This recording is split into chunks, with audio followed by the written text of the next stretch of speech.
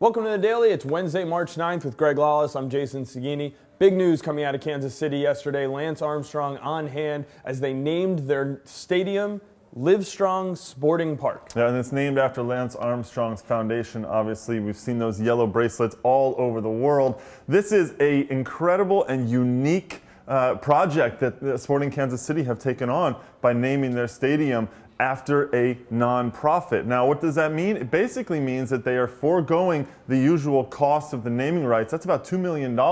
They do hope to make it up on the back end from the business side, but really they're also going to be donating a lot of money to cancer research. Really unique and something that, you know, all of the experiments that Kansas City have been trying, especially, you know, Rob Heineman and all the way he works in terms of social media and all of that.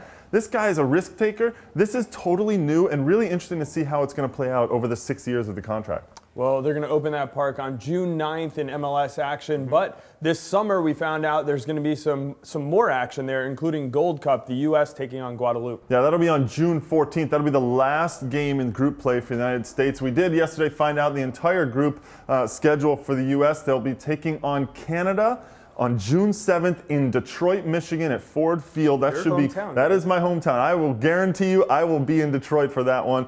And then later on they'll take on Panama in between the two.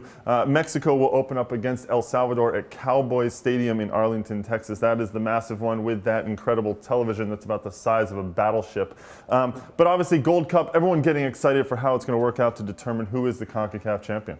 Well, staying with Kansas City, they were in action last night against Real Salt Lake out in Arizona, a game that showed preseason friendlies don't necessarily need to be friendly. No, they don't. It ended up 2-2, and according to Real Salt Lake, they settled for a 2-2 draw. But the reality is, this is a bench-clearing brawl that took place after a hard foul. Look, Salt Lake is absolutely in game mode considering CONCACAF Champions League. In Kansas City, they're moving that way. As this happens, there are still maybe some places up for grabs in starting lineups, especially for Kansas City. Guys are fighting for that. They're going to be going in hard on tackles. And now, look, they're starting to get a little testy. Yeah, as the season approaches, we've seen a lot of that. Tempers seem to be flaring.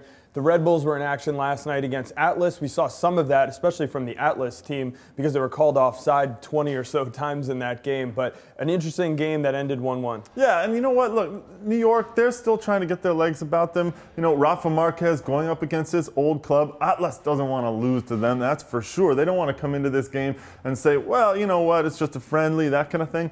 When the U.S. and Mexico play against each other, it's never friendly. That's just the way it goes. And when you put a Mexican legend like Rafa Marquez on the U.S. side, I mean, it's like a Mexican shootout all of a sudden. Yeah, it was interesting to see Thierry Henry, as soon as the penalty was called late in the game, turn around and find Rafa Marquez to say, you're taking this PK. Exactly. So it was good. It was an exciting game. I thought the Red Bulls controlled a lot of it and really, you know, deserved probably more than the point that they got. Hey, we've been talking about how good the Red Bulls are going to be this year. I mean, you know, Simon Borg telling us that they're the best team in the history of MLS on paper. Well, you know what? Now they're starting to see maybe there is something to that. Yeah, they definitely need to get some of their forwards healthy, though. We're going to move on to other action today. There's plenty of action going on, including the Atlanta Pro Soccer Challenge, which is starting tonight. Yeah, and it starts with Columbus against New England in Atlanta. And the biggest news out of this is that Chad Marshall looks like he's about to make his return for the Crew.